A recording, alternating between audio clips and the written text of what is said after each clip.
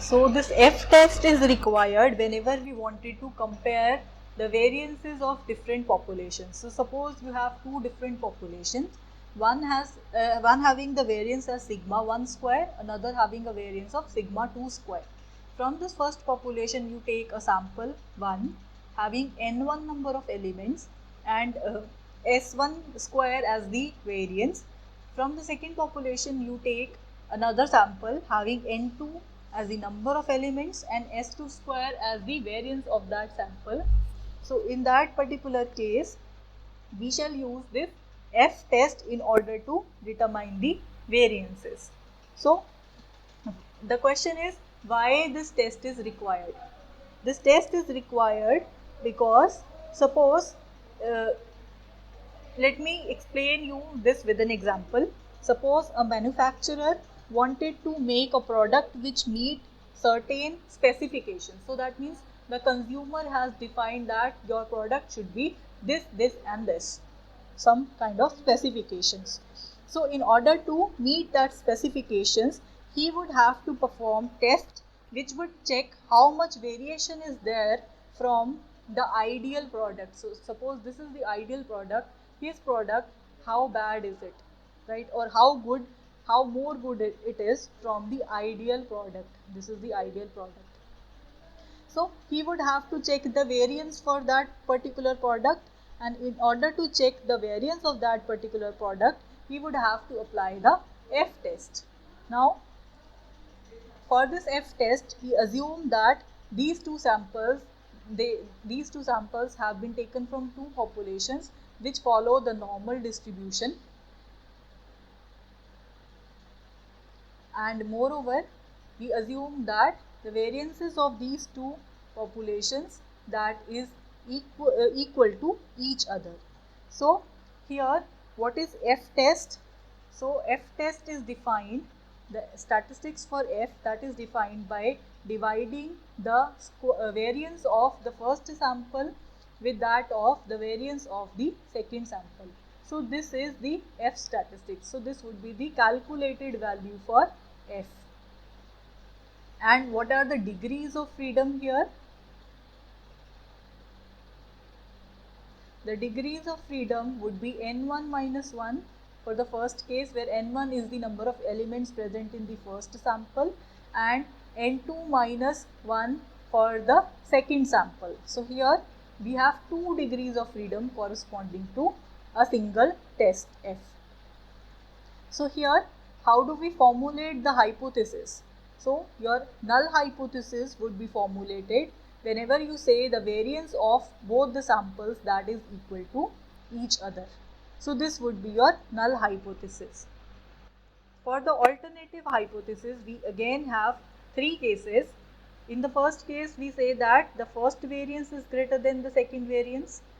In the second case, we say that the second variance is greater than the first variance. So that means first variance is less than the second variance. And in the third case, we say that none of them are equal to each other, right? So we check the inequality in this case. So these are the conditions that you may have. The null hypothesis would be fixed in every case. So this is your null hypothesis. For this alternative hypothesis, how do we test our how do we perform this F test, and how do we obtain the tabulated value, whether it is a one-tail test or is it a two-tail test. So in the first case, when the variances are less than 1, the variances of first sample is greater than the variances of second sample, in that case we say we compute our F using the statistics S1 square by S2 square, and this is your calculated value.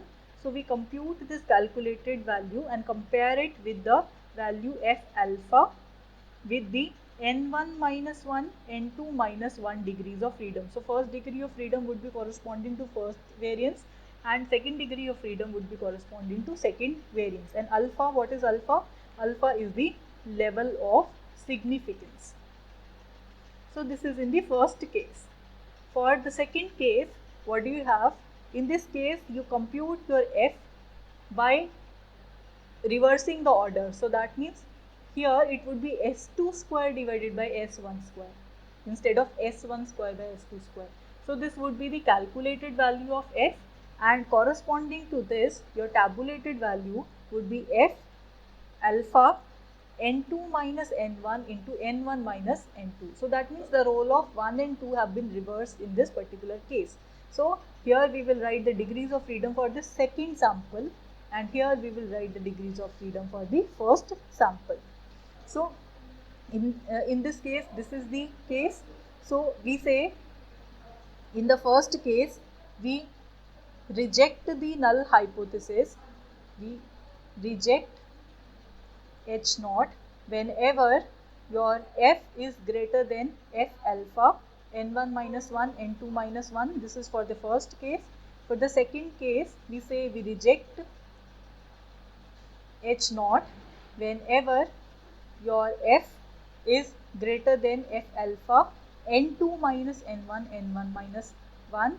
And in the third case, whenever they are not equal, first of all you calculate your f by calculating Sm square by S small m square. Now what is Sm? Capital M represent for large sample, small m represent for small sample. So a sample with size lesser would be divided in the denominator, and we will write in numerator whenever the sample is large. So it would be the variances like this. So this would be the calculated value. According to this calculated value, you will now compare it with alpha by 2, because this would be two-tail test. So whole of your region would now be divided into two portions. So it would be alpha by 2, the degree of freedom for the larger sample and the degree of freedom for the smaller sample. And in this case, we reject H naught whenever your f is greater than f of alpha by 2, n m minus 1 and n small m minus 1, right?